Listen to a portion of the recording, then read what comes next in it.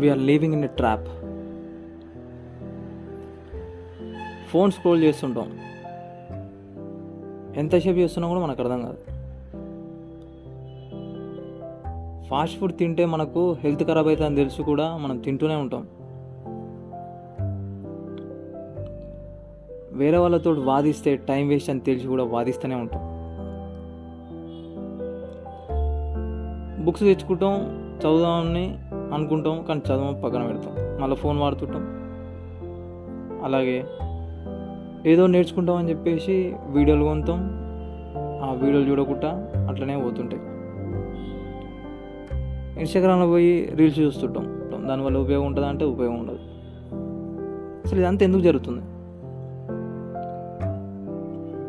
మన లైఫ్ మన కంట్రోల్లో ఉండాలి, కానీ మనం వేరే వాటి కంట్రోల్లో మనం ఉండడం ఏంది? So we are in a trap.